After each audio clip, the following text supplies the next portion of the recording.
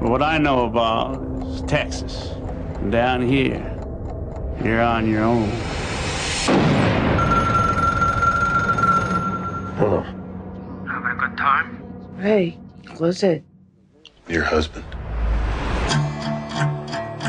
I got a job for you. It's not strictly legal. You want me to kill him? Ray, let's get out of here.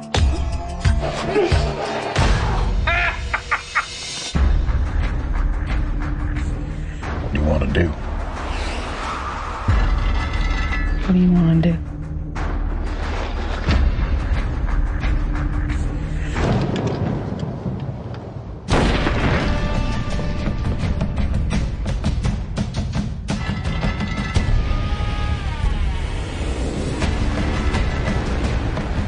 What's funny is if it's not you she's sleeping with, it's someone else.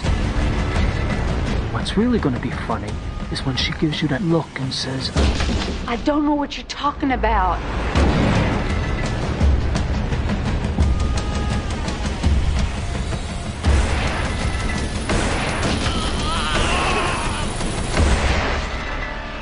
You look stupid now. We are recording. Welcome to Movie the Podcast. That's right, Movie the Podcast. It is week 1 of Octobnior. Octobnior, yeah. We watched Blood Simple. What's Touch of Evil? What's Touch of Evil? Touch of Evil is a great movie. Oh, That's an Orson Welles movie. Orson Welles movie. It doesn't sound like a noir. It is, actually. It is, Really? yeah. Guess what we're watching next week, I guess. It's really good. But anyway, we watched... Charlton Heston plays a Mexican guy. Yeah, me and Kobe went and saw it at the Charles, and the guy had like a snifter of brandy. Like legit, like swirling it. It was fucking ridiculous. It was 200 degrees in the theater. Oh my God. Good movie, though. Well, there you have it. We're all here. Yeah. Ravens getting it done. That's right. Stuff. So did Washington somehow. Washington also winning. Yeah. America. All right. We watched the Coen brothers' first film, Blood Simple, because I was tired of watching horrible movies. So we watched the good movie. Did you guys watch it together? Me and Gogs watched it together. Oh. Alec watched it autonomously. That's how I do most things. Let's do what we do when we do. What did you all watch this week?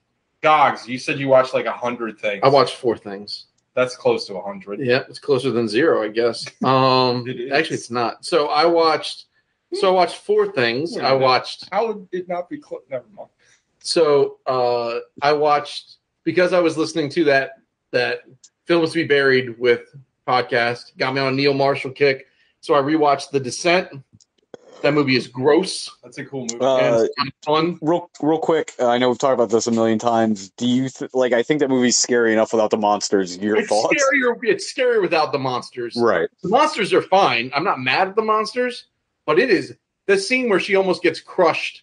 And this isn't a spoiler alert. There's a scene where a woman is like snaking her way through a very tight cavern. Yeah. And it's before the idea that the cave is even going to like come in on her. Like, there's a part where she's just stuck in like one of these like little like snake your body through caverns. And I'm like, oh, that's a legit nightmare. Like, you're a mile underground. And they even set it up scary because they're like, yeah, we're in an uncharted cave. Like, just the idea of being off the grid with no help and effectively buried alive. Terrifying. More about that later. But yeah, Neil Marshall's Descent, probably his most commercially successful film. I gotta guess. Did it do well? It had to do better than the fucking Doomsday, and it had to do better than was it The Eagle? Centurion? One I of would those have two. thought Doomsday made a shitload of money for some reason, or maybe it's just because like people I know like it. He made Centurion. I love that. He made movie. Centurion. He made Doomsday. He made, because it had the same chick in it. Yeah, Olga. Yeah, the one from Quantum of Solace. Ant-Man? Yes. Ant-Man. Hitman, not Ant-Man. No, not Ant-Man. But like Ant-Man. Ant-Man's a good movie. So I watched that. I unfortunately, with my son, watched M.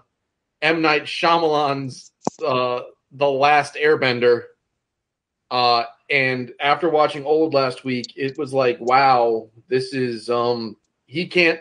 People don't know how to speak good in his movies, and it's just terrible. And how long is that movie? It's very long.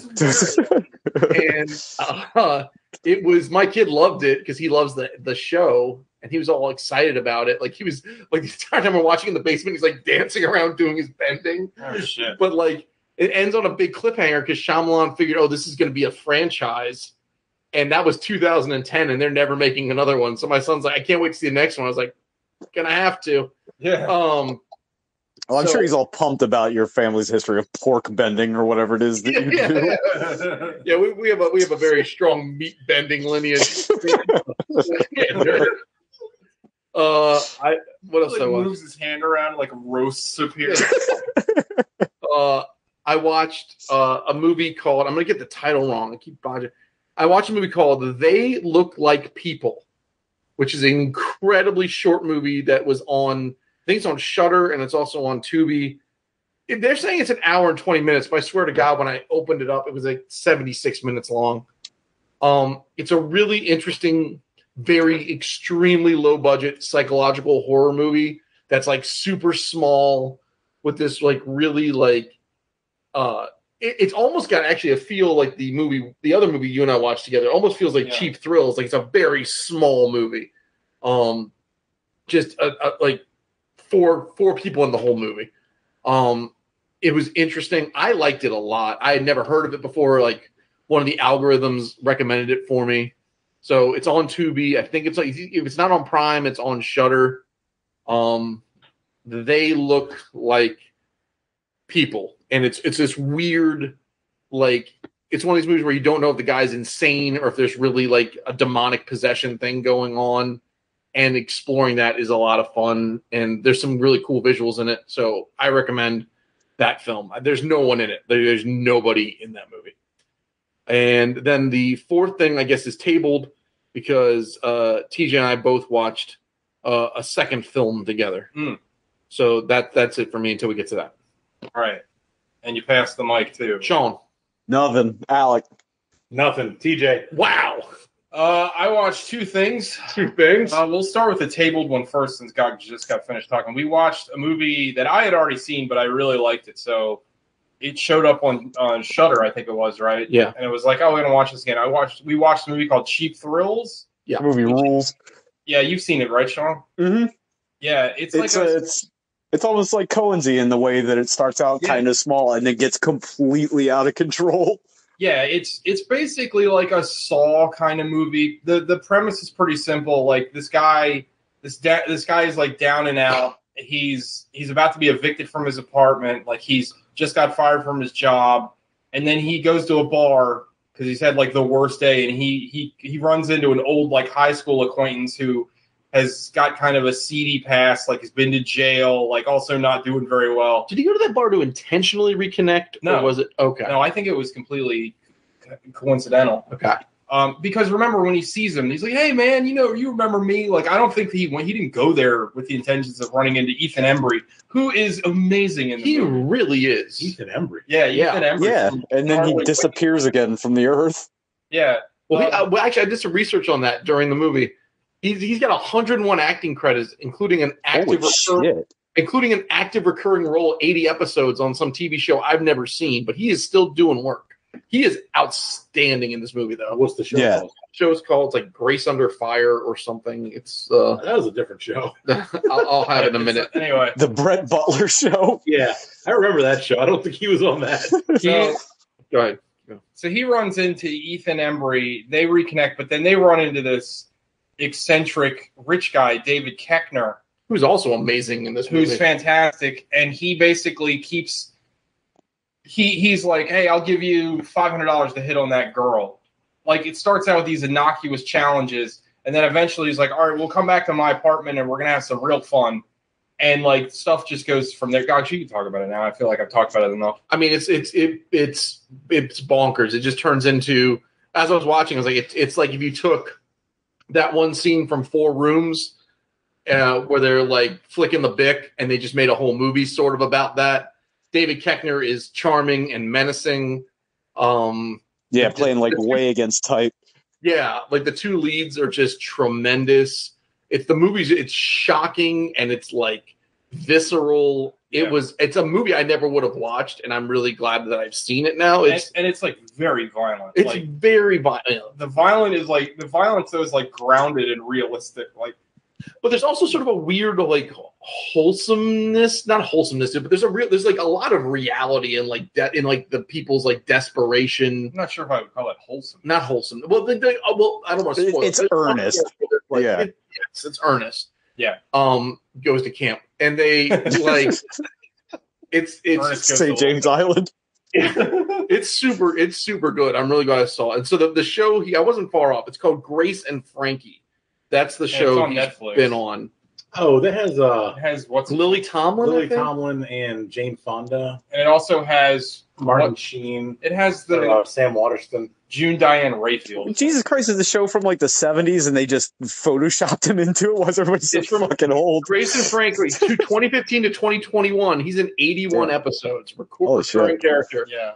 So he's out there doing work. He is just absolutely outstanding in this movie. He's so good in cheap roles. And I couldn't believe that was the same guy from Can't Hardly Wait. The other actor is really good too, and I only know him from like one other thing. He's a minor character in Ghost World.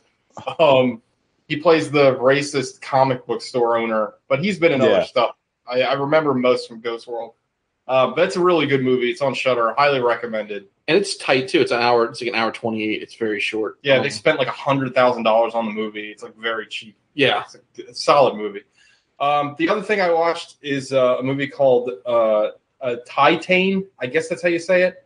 It's not Titane? Well, I think it's the French word for titanium. I think. Okay. I think. So this was written and directed by the same woman that made a movie called Raw, which I really liked. Hell yeah. Years ago. And Titane is absolutely bonkers. It's not a spoiler because it's in the synopsis, the official synopsis. But basically, this woman who's a stripper and also a serial killer gets impregnated by a car, and then the movie kind of starts. Like that's in the first act. Oh yeah, that's in like the first like 15 minutes, and like to say she's like a stripper at like a car show. It's the weird, like the sequence is awesome, like the way it's shot and like the way, but like it's such a weird set piece. Like right off the bat, you're like, what the hell is this movie? Somewhere David Cronenberg rolls a single tear. Well, it's very Cronenberg. It reminded me a lot of Crash. It reminded me a lot of like Tetsuo the Iron Man in a weird way because they have this like weird fetishization of like manufacturing and cars but then like I don't want to give anything away because the movie has a lot of twists and turns, but like it ends on like kind of like a wholesome note. Like the only other movie I can compare it to is like with its level of depravity that ends up in this kind of weird wholesome place is like Visitor Q. It reminded me of that. Like I loved it though. It's like nothing you're ever gonna see. I thought was it your letterbox review that says her getting impregnated by the car is the least insane thing that happens in the movie? Yeah, it's oh my god, it's fantastic, and it's also like insanely gross. Like it's a body horror movie, and like they mean that like full. Is the baby a like? I don't know if this is a spoiler, but I'm curious. Is it like a full-on baby car hybrid with like metal parts and skin and shit? I don't want to give anything away. Okay, that just isn't text me. It really isn't revealed until like the last scene of the movie, but like it's cool. Like and the whole thing is like. Is it like a baby Optimus Prime? No, but again, you got to see it, and it's also like a Thomas the Tank Engine. Also, not to like give everything away, but like the baby is kind of like it's like an obvious metaphor. Like the movie. Like I was telling the guys, the baby represents obviousness. Is it a metaphor for parenthood? I was trying to I was saying this to the guys before the when we were talking during the football game. But like the movie is definitely a movie that pushes the audience's buttons, but like in a lot of different ways because it also deals with like sexuality in like a very like it confronts you very hardcore with like stuff that a lot of people would find uncomfortable. Like it definitely. I think that the movie. I think that one of the underlining themes of the movie is like a trans analogy. And I don't know. I loved it. I thought it was fucking brilliant. I don't think like it's just so unique and different and wild and like it's shot well and it's violent and it makes you think and like You won't walk away from this movie going, even if you hated it, like you're going to be thinking about it for a while. And I think that's a mark of a good movie. I loved it. I can't recommend it enough. Huge fan. My movie of the year. Like, I don't know if anything is going to top this movie because I fucking loved it. I can't wait to watch it. You didn't see Venom, Let There Be Carnage, right? Venom. But yeah, that's all I watched. So that's it. That's everybody, right? Let's ever keep it tight. Yeah, that's everybody. So, Gogs, what happened in Blood Simple? Wow. Oh, real quick, before you launch into it, there are 4 versions of this movie that you can see. There's the theatrical version, which is on a VHS, and there's a second VHS where they've lost the rights to the same old song, so it's replaced with some Neil Diamond song. There's a third version, which is a Blu-ray I have, that's not this one, where it has an introduction by Mortimer Young of it's a made-up, like, BFI kind of thing, where like the preservation of film, so it introduces the movie as a movie.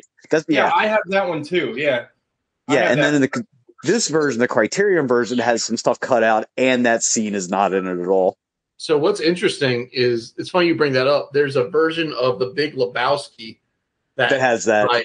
My in-laws have that has this guy introducing it as it's the same thing. What they call it in France, the Grand Lebowski. I was reading that the director's cut is shorter than the theatrical cut.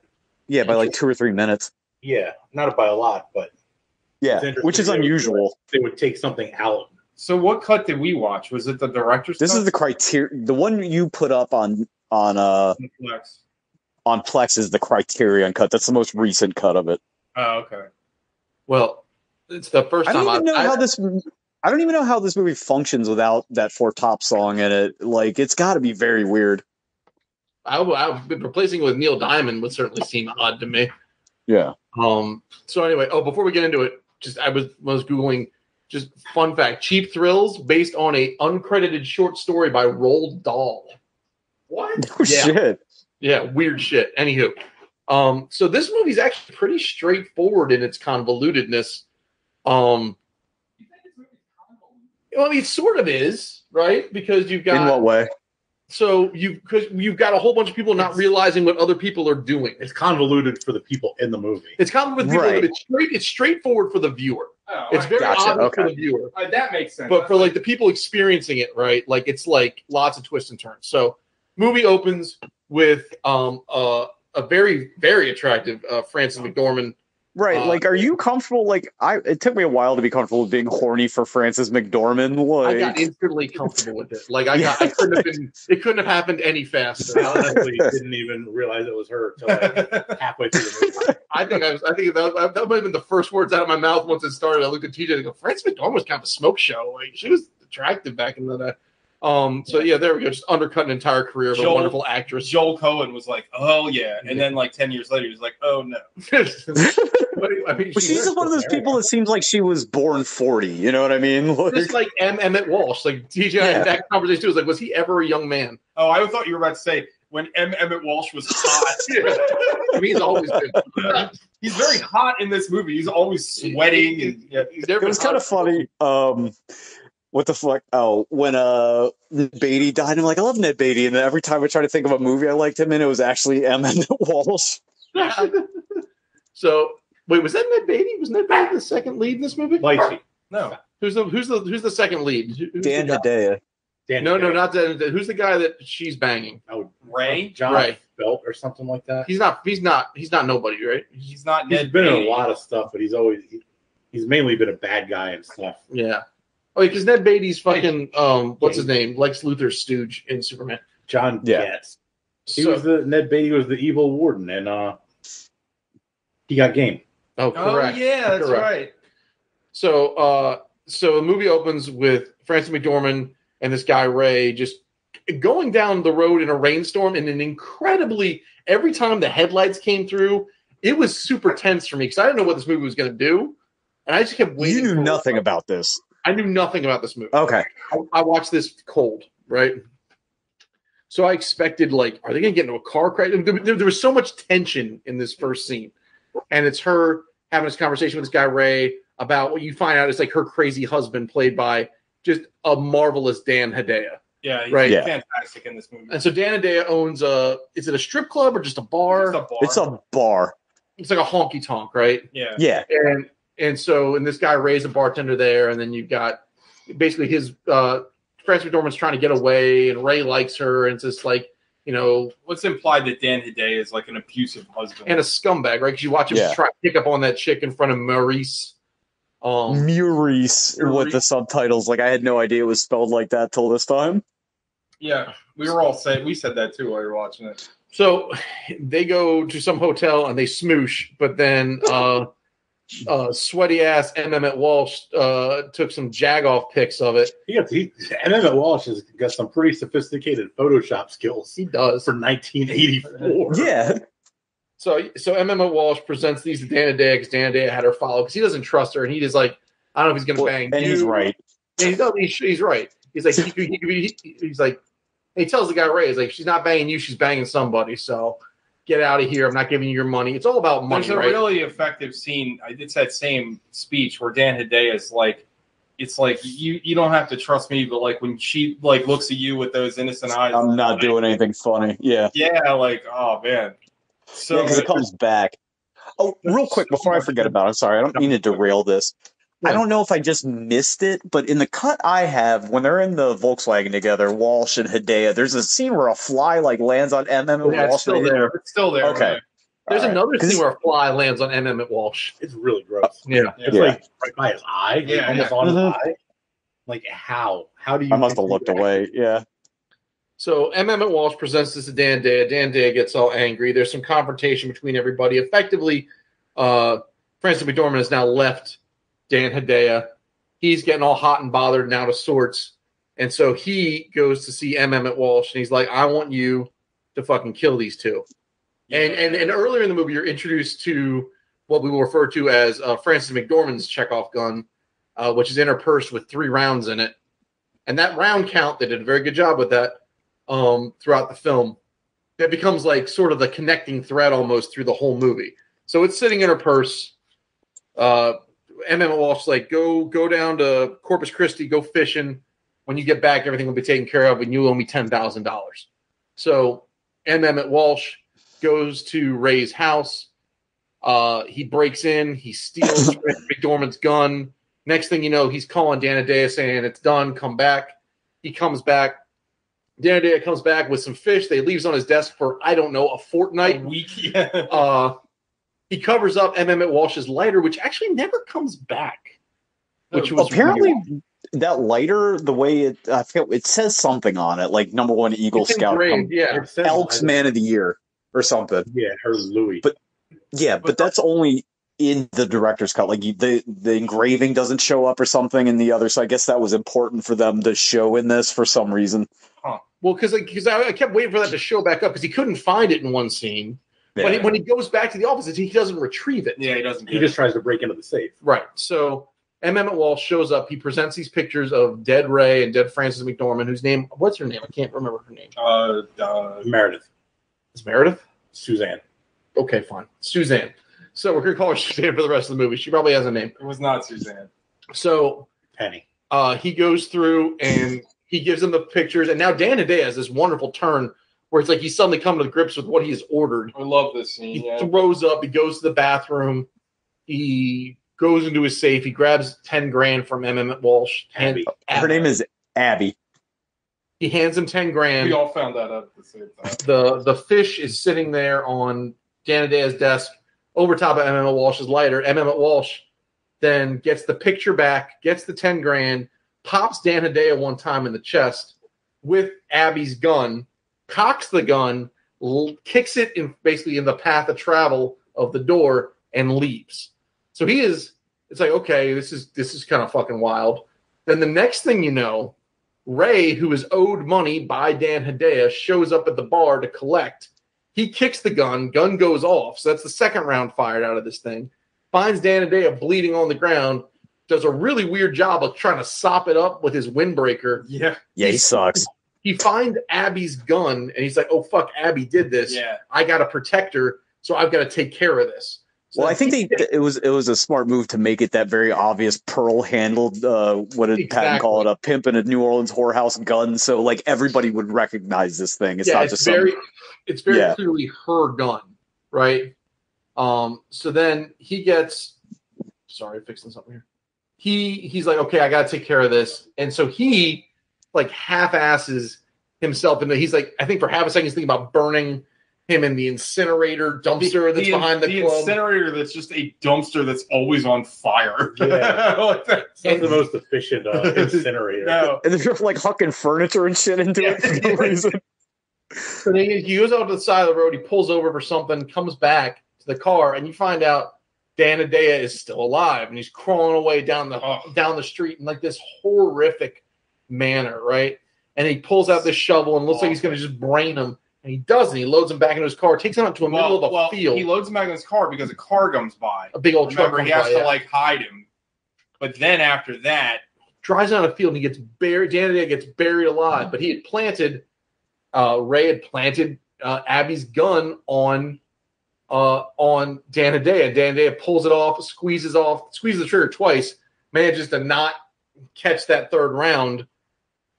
Ray takes the gun back and then buries him alive, which is just like a nightmare. Brutal scene. Here's something I've kind of struggled with over like viewings of this movie. Does he bury him alive out of sadism, or does he bury him alive because he doesn't have like he can't actually kill him? Yeah, he doesn't have it in it to kill him. That's what I took. That's what I think it is. Like, because I think at first, before he lets him crawl away and he buries him alive, it's definitely implied that he's going to just brain him with that shovel. Right. And I don't think he can do it. Right. And I think, burying him alive is like, it's a worse. Yeah, me too. It's a worse way to kill someone. Clearly, but you're not physically. But you didn't. You're still yeah. It's like But like I didn't kill him. The bullets in the fall ditch like that. You watch that pile of dirt move. It's so like the way it's like heaving is so. It's a nightmare. God, it's so. I guess it's.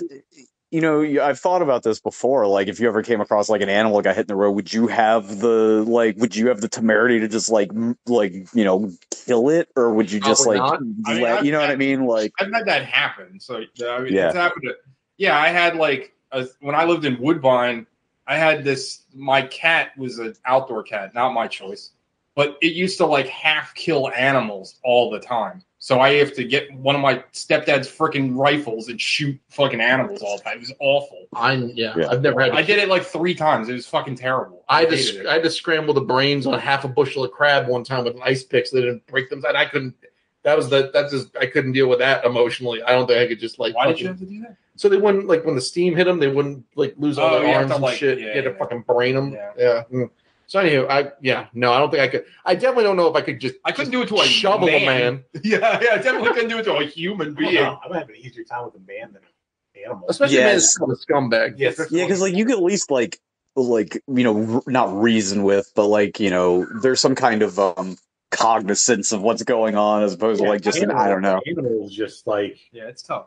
It's trying to get away because it has no idea what's going on. I mean, I'm not proud of what I had to do, but. The thing I think this movie, dragon, bro. The thing this movie does very well is that I think it's one of the reasons it's a neo noir is that it's a lot of moral gray area, right? Like Gogs mentioned it earlier, but when Dan Hedaya is confronted with the news that he successfully had to him anyway, that his hit command was carried out. How many movies have we seen where somebody's like, oh, get these guys killed, and then they come, boss, they're dead, and they're like, ha, ha, ha, ha, and they smoke their cigar. Dan Hedaya is so disgusted with himself that he vomits. It's clearly a crime of passion. He doesn't even, he's a piece of shit, but even this has, rocked him, and he doesn't know what to do. I think that's pretty awesome. And again, like Sean said, I think it is ambiguous when he's buried alive. Is it out of spite, or is it out of his, fear of not being able to,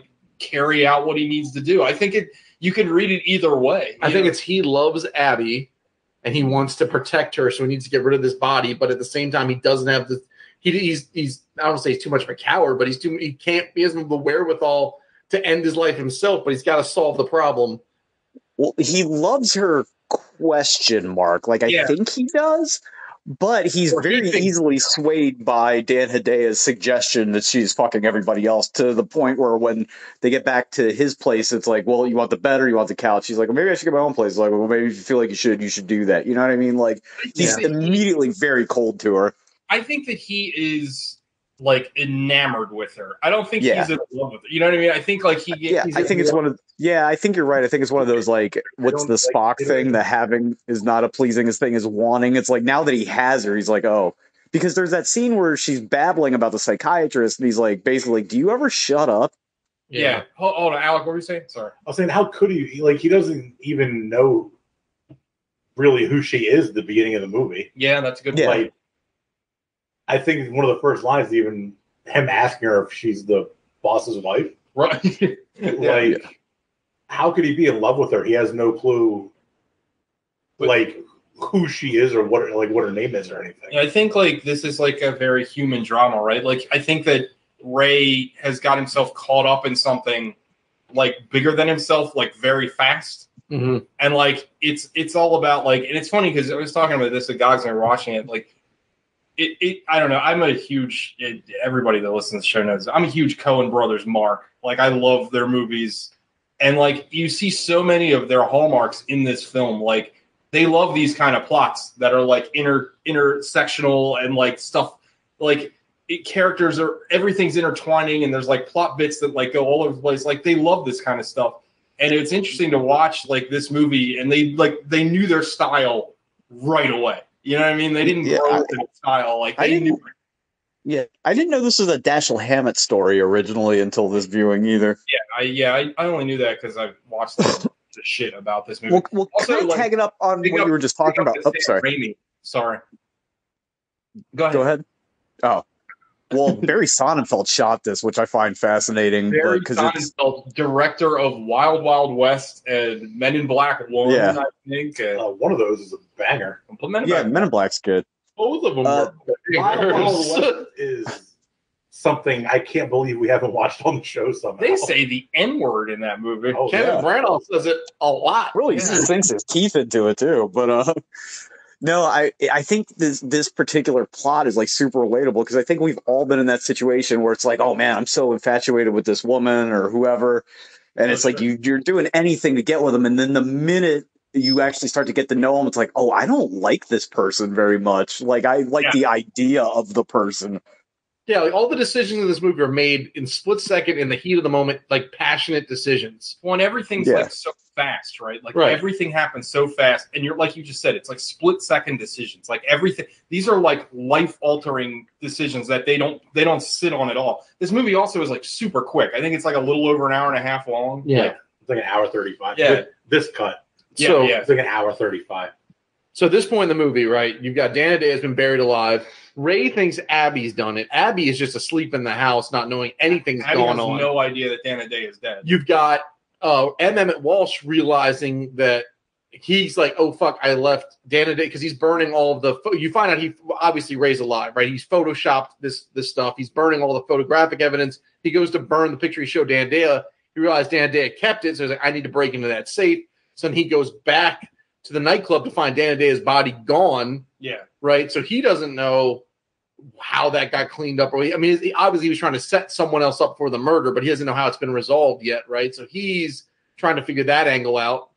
You've got Abby trying to figure out what the fuck's going on. And then like from a voice from beyond, Marty, who is Dan Hedaya's character, left a message for Maurice, the other bartender, like, hey, Ray, I think Ray, we're short 10 grand. I think Ray took it. This is on you.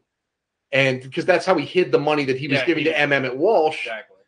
So now Maurice is trying to snip out what the fuck is going on. And for the rest of the movie, it's just the noose closing in on everyone, right? You've got Ray trying to figure out, he's like trying to protect Abby from something. And he's like, why isn't she admitting it? Because Abby doesn't know what the fuck he's talking about. Then Abby's like, you did what? Yeah. You killed Marty? Why did you do that? It's like, well, why'd you have your gun was there? And then M. Emmett Walsh is sitting there hanging out in the office. He overhears, I think he sees Ray, and then he sees Abby show up to the office and figures, okay, these are more threads that I need to off or tie up or This whatever. script is so incredibly tight that Ray's able to openly talk about her murdering Marty without her knowing, but it doesn't feel contrived at all. You know what I mean? Like, it feels very natural that what he's saying and her not getting the picture. And the look on his face that whole time, like that sort of manic, like what the fuck look on his face during that whole scene in that apartment is awesome. That apartment rules, by the way. I want that apartment. Yeah. Same thing. Yeah. All those high ceilings. Yeah. Triple drapes. Yeah, I bring this up because it's gonna give us all PTSD. But her apartment reminded me a lot of Lace Samurai's apartment. Do you remember his like weird bird like in the cage? Like his apartment. We do now. His apartment looked very similar to that. I wouldn't be surprised if it was an homage. Lace Samurai pops up on every list of best noir movies I look up. So bad. That movie sucks. Oh, you didn't. Like, how upset would you be if you saw an interview about this movie and they're like, "Yeah, we were really inspired by Last Samurai." Oh, never watched another Coen's Brothers movie again. I'm glad I never saw it. I might love it. Who knows? You would not. It's boring. No. You wouldn't love it. It's awful. This isn't one of those things where God might love it just out of spite. It's boring as shit. It was too boring for TJ. You know what I mean? Like, I don't know. Yeah. Jesus. Oh, that's boring. Like infamous boring movie lover TJ. I mean, like the talkies, talk. I mean, I do like boring movies. That 12 actually, Angry Man aficionado. 12 Angry Men. That movie's not Boring. That movie's boring. No women. Mr. Smith goes to Washington. I don't really like that movie. Boring. I do like 12 Angry Men. Yeah. 12 Angry Mr. Smith's going to Washington. Yeah. 12 Angry Smiths. Oh, 12 Angry Agent Smiths. 12 Angry Agent Smiths. You probably like Glengarry Glen Ross. I do like Glengarry Glen Ross. That movie's a banger. You love that movie. I absolutely adore Glengarry Glen Ross.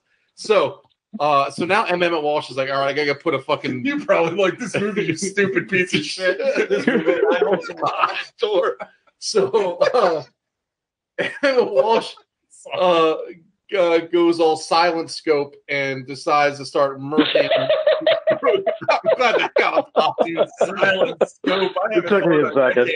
Forever. So he's going to shoot Abby and Ray in her apartment, and Ray's like, he figures the squeeze is coming, and she's just trying to figure out what the fuck's going on. She turns the lights on. Couldn't just turn the lights off again. Nope. Yeah. This is going to inspire a conversation me and my wife was to make. If I tell you to do it, just don't question it after the fact. I don't want to get my back blown out. This sequence is so good and so good. This is like real Hitchcock. Like this fucking. There's a couple like really bizarre push-ins in this movie. Like there's one where she's leaving the house and Dan Hedaya's coming up, or no, Dan Hedaya's got her. Yeah. It looks like a dog's coming after him, but it's just this weird like vertigo push-in. Well, it's like it happens a few times. Well, it's like Evil Dead, right? Like they just got done Evil Dead 2. They were like, I think cinematographers on Evil Dead 2, and that push-in feels like in like the Evil Dead 2 like stuff on the motorbike or whatever they did. Oh, I forgot about that. So yeah, that's actually a good point. Earlier in the movie, Dan Hedaya showed up at Ray's house and like basically accosted him. That happened before he decided to put the hit out on him, and he got his dick kicked in to the point where he vomited. Literally, yeah. So anyway. So now Emmett Walsh has shot Ray. Abby is like hiding. She's playing it real smart. She's like trying to like, she knows where the gunfire is coming from. Emmett Walsh comes into the apartment looking for her. He kind of tracks in the bathroom, finds a window, and he's very smart. Emmett Walsh is very smart in this movie. He like reaches out the window. And I mentioned this to TJ while we're watching it. Like there are parts of this movie that felt very much like Llewellyn Moss and like Anton Chigurh. Like except that this is like big jovial Anton Chigurh. Well, it's like he's like playing a cross between Robert Mitchum and Night of the Hunter and like pick a Joker. You know what I mean? It's a very weirdly idiosyncratic performance. Well, I think like one of my favorite parts of this movie is how Emmett Walsh starts out. Like when you first meet him, he's like this goofball. Like he's a private investigator, but he's making these dumb jokes, and he's like hanging out on like Make Out Peak. And then it's like you turn a dime on him, and he's like, "Oh yeah, I'll kill him." Like whatever. Well, it's crazy. Like if it's legal and there's good money in it, I'll do it. It's like, but he's got it's that. like it may not be legal. It's like, well, if it's good money in it. He's got that like smile on his face and that like southern drawl, and it's like it's so effective. Like he's so good in this fucking movie. You know, it's like how I guess maybe this is becoming like Coen Brothers hallmark, but like how they were able to make John Goodman super menacing in Oh Brother, Where Art Thou? And in fucking Barton Fink. Yeah, he's fucking crazy. Like, this is what happens with the power of a mind. Is he shooting a fucking hotel with a shotgun? Like, oh, I gotta see that movie. It's so good. Why don't you wrestle? That's a great movie. I have the Blu-ray thanks to Sean. So now Emmett Walsh is trying to find Abby. He's basically figured out that she is going out the bathroom window and into another window. Oh my god! And you see his hand like reaching around trying to figure out a way to get into that window. She fucking shuts the sash on it. Then fucking jams him with a she like impales his hand onto the window frame with a buck knife. Ugh, and then so it's like gross. it's gross and it's shot so well with like him like pressed against his face, like pressed against the window, like yelling. And it's just the right amount of blood. It's not like a geyser of blood, but it's not like a little like it's somehow I don't know why that stuck out to me so much, but it's just like the perfect amount. I agree. And then he starts just raining shots through this wall, figuring that she's there. And they basically trying to be near misses. And then, like a force of nature, he starts punching his way through the wall. Fucking awesome. And you still see him on the other side of the window. Like, it's hard. If you haven't seen the movie, it's hard to kind of understand like what this shot is. But basically, he's got his right hand pinned in the window, and with his left hand, he's reaching around the corner and shooting through the wall sideways. Like he's almost hugging the door jamb with his arm. And shooting that way, and like just 4 or 5 shots, like right near Frances McDormand, who is frozen. We talk a lot about scene geography, and like this is like the perfect example of how to do it correctly. Like where everybody is, like the how claustrophobic that situation is, and like his range of motion, like it's just it's especially because you can't even see that part of his body, but just like you said, because of the direction of the shots, you know exactly like the position he's in. Like the fact that this is your first movie and you're already like, this is how this is how confident we are, and like how it's shooting this fucking scene, and the way the bullet holes cut through the darkness, right? Because she's in this darked out room. There's no lights, and every time a bullet rips through there, you get this shaft of light that just kind of pierces into the room. And this town that they live in is wild because this is like the 7th shot with no police response in like the last half hour. Well, it's Texas. Yeah, good point. So then she comes around. There's this really cool tracking shot where she sees her revolver that Ray had brought back. Yeah. With 1 round left in it, and she fucking pops Emmett Walsh. And that's your movie. Well, no. Well, hang on, pause. You forgot to mention at this point she still doesn't realize this isn't her husband. That's right, so right. Because she goes, she says, "I'm not afraid of you, Marty." And then Walsh has that great closing line. Well, if I see him, I'll give him the message. Yeah, I love that. And then they end on that song. And then she realizes it. Yeah, and then the song, and then if you watch it closely, the water drop is actually dancing along to the song. Oh, wow, that's wild. So because that's right. Because she never really knows that Marty's dead. It's like she doesn't know until that moment. Ray doesn't like really confess it. He's just kind of puzzled about why she's like sort of in denial about it. And so she doesn't even know Emmett Walsh. No one knows. So you kind of figure that Dan Hedaya has hired him, but like it's not like he puts it on Front Street. You know what I mean? Like, but she never actually sees him. She never sees him. Oh, that's true. The only time she would even be like approached, like she had a close moment was in the beginning where he was in his car. And she just knew it was suspicious. She never saw Emmett Walsh. Right. So that's it. That's Blood Simple. Yeah. It's I don't know. What I'm gonna say about it. It's real good. It's an amazing first movie. I love it. Like to see like 2 guys come out this fully formed on their first movie is like unbelievable. Especially because like they stayed great. You know what I mean? It wasn't like a Shyamalan thing where it's like 1 banger and then 2 and then it falls off. You know? Yeah, I mean, they made 1 bad movie and probably like 8 legitimate masterpieces. Yeah, I mean the Coen brothers are in a class all their own. You know what I mean? Like I think that like what they've done for their entire career is kind of like unprecedented. Like the level of quality of their films is just. Like it's unreal. Like I'm a huge Coen Brothers mark, but like I don't know how you couldn't be. Like, I think the other thing too is that their movies, they do something that is very difficult to do. It's what Christopher Nolan does once in a while, but it's where it's artistically renowned, but also like general populations love their movies too. Yeah.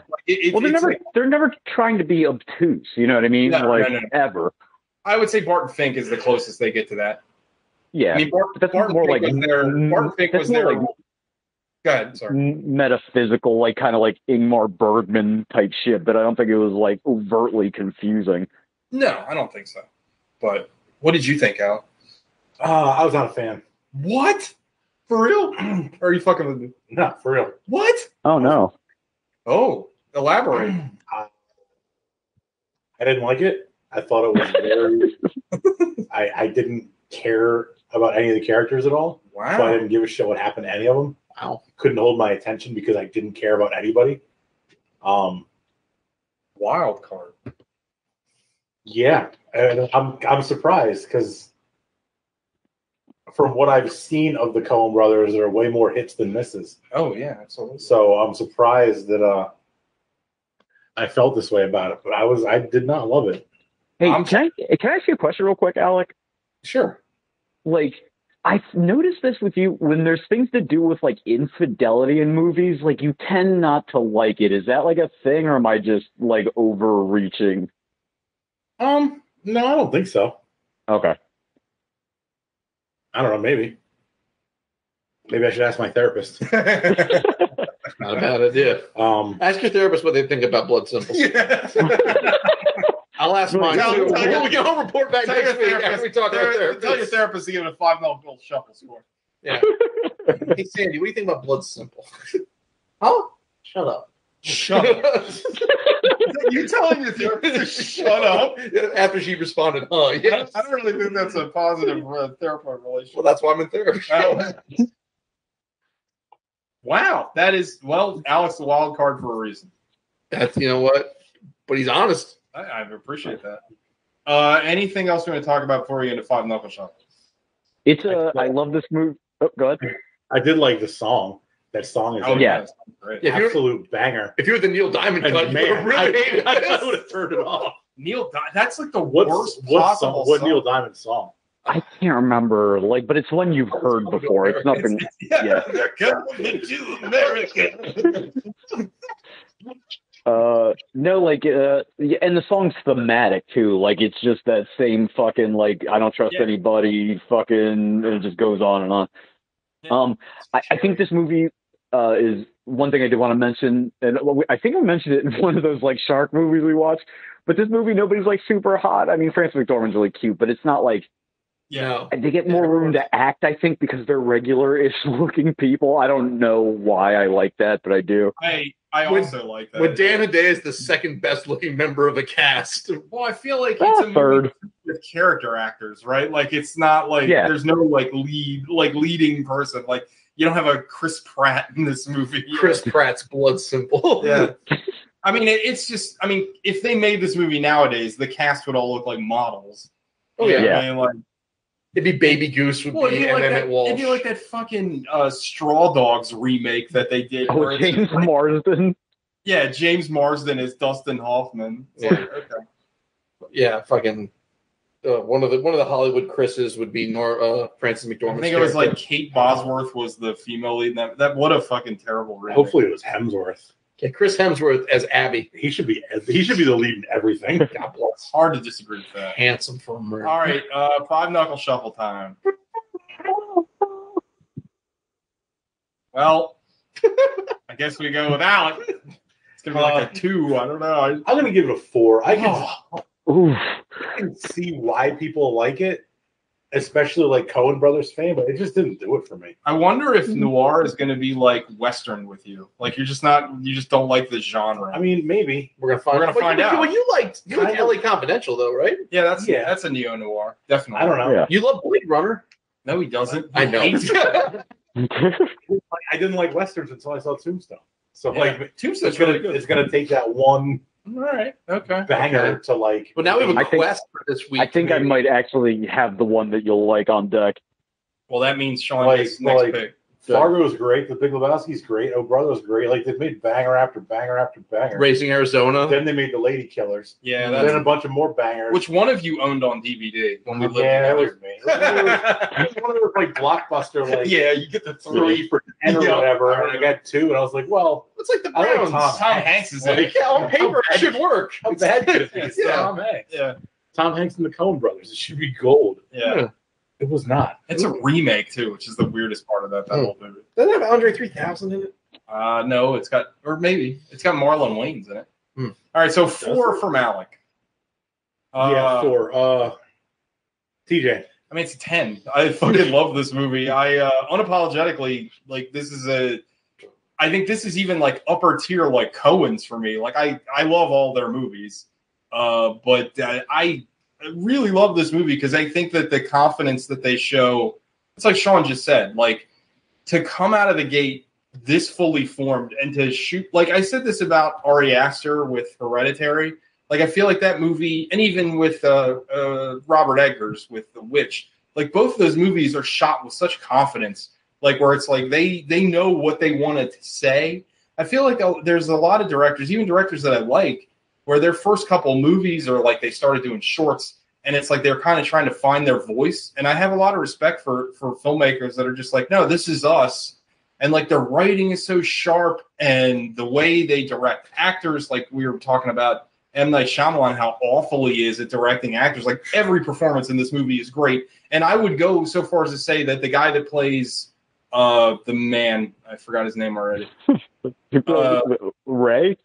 Ray. I would guarantee you that every performance Ray has in other films is not nearly as good as this. You know what I mean? Like, and also he's a little stiff, but it works for what he's doing. Yeah, it kind of goes to like what we were talking about with Streets of Fire a few weeks ago with that actor, where it's like, yeah, he's like really stiff, but he's perfect for what the character is asking for. Like, I don't know, I'm a huge fan of this movie. It's why I picked it. So yeah, it's a 10 for me, dog. Sean. It's also a 10. This is one of my favorite movies, like full stop. I think we've talked about this movie several times. I think you and I bought our Blu-rays at the same time at Movie Stop. Yeah. No, I got mine at Food Lion. Nice. You got yours at Movie Stop. I got mine at Food Lion. This movie succeeds in something that like movies don't generally, with the mood and like the temperature. This movie feels hot and muggy and uncomfortable, and everybody's sweaty, and fucking nobody's clothes fit right, and there's condensation on everything. Like the like oppressive heat and humidity of this movie, like it's something that is, you just don't see it in other things. Yeah, no, I totally agree.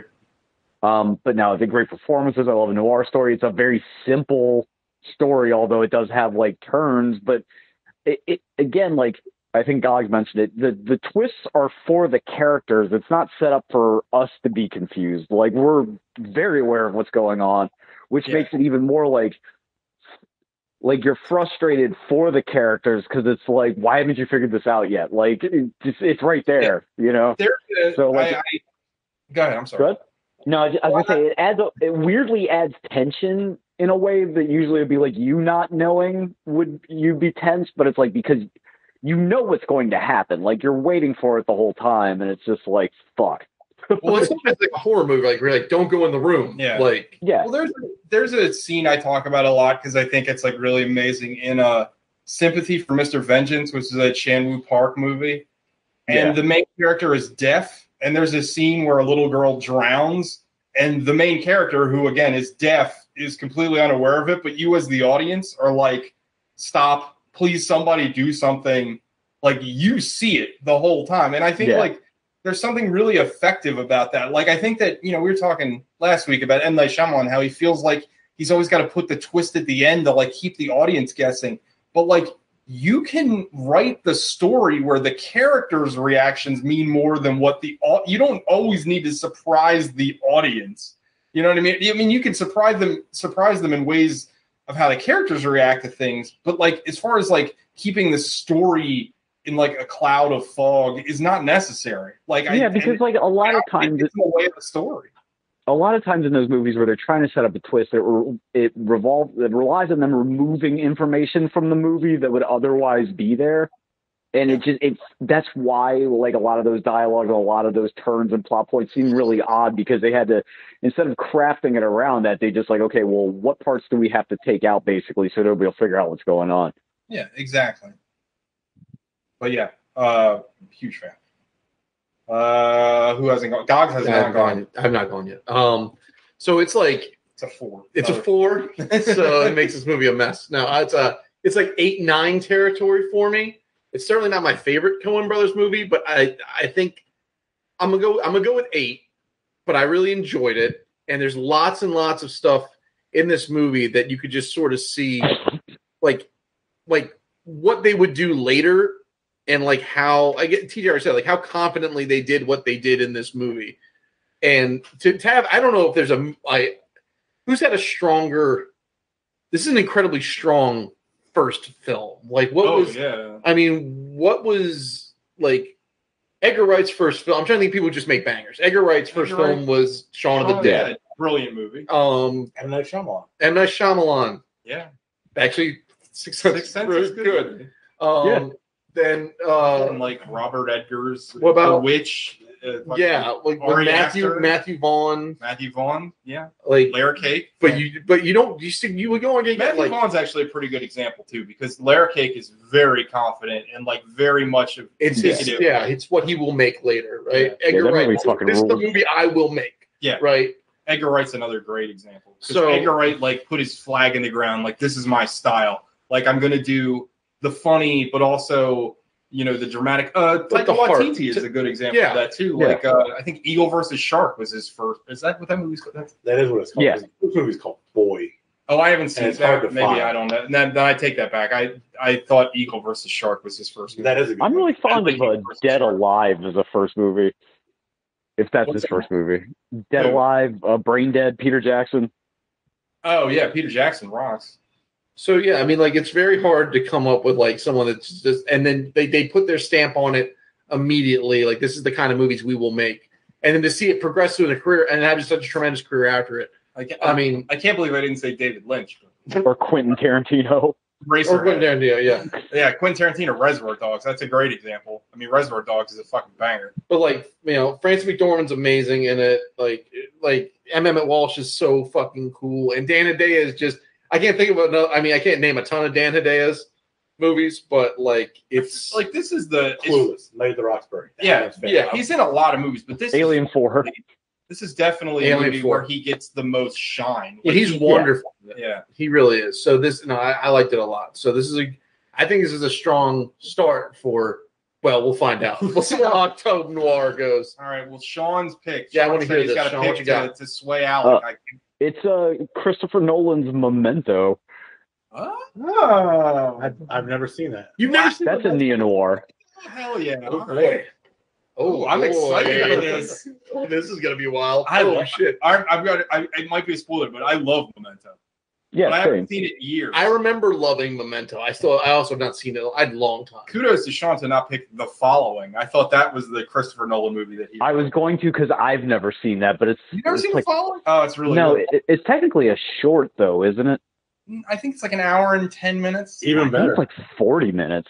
Is I don't it? think it's actually feature length. Yeah, I've double checked, but With yeah, Memento's a movie I love and saw a billion times, No, but haven't seen in probably 6 or 7 years.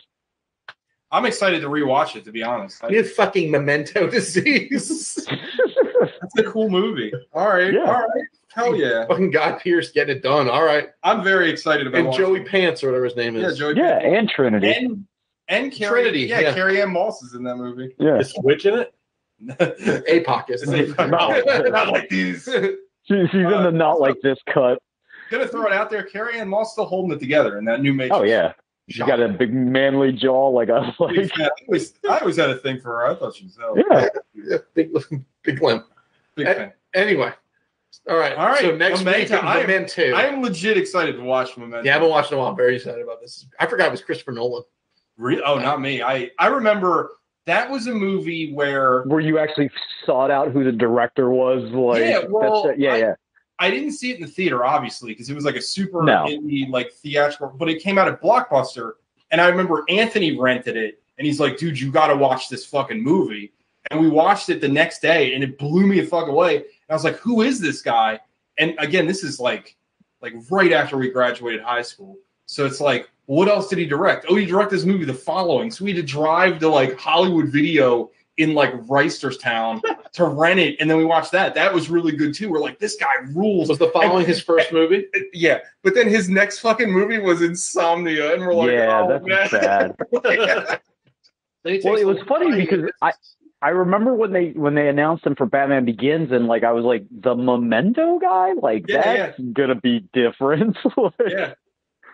Yeah, and now Christopher Nolan, controversially one of my favorite directors. I love him. And he's like disappeared completely up his own asshole. I even like the fact that he's completely. I don't know. You can't argue it. I still like it, but he has collapsed into himself at this point. He has, but he still makes good movies. When he stops making good movies, I'll be like, fuck that guy. But up until that point, trust the process. I'm trying to find the runtime of Following, and I can't find it. Yeah. But anyway, I'm very, very excited to watch Memento. I'm pumped. That's a great pick, Sean. I'll push all my chips in on this one. If this doesn't work, this might not be. Yeah, I was right. Following is 70 minutes long. Oh, okay. It's an hour and 10 minutes. So it's 10 minutes longer than Tetsuo the Iron Man. So you know how I feel about that. Hell yeah, that's a double feature. That would be a good ass double feature. All right, everybody. Sean, you got anything to promote? No. Are you gonna do some fitness videos on TikTok now that you're all jacked? No, I'm gonna wait till I get really jacked, and then I'm just gonna do socialist commentary with my shirt off on YouTube. Hell yeah! Nice. I can't wait. Gotta unbeta some of this socialism. It'll be you and Hassan. You're all huge.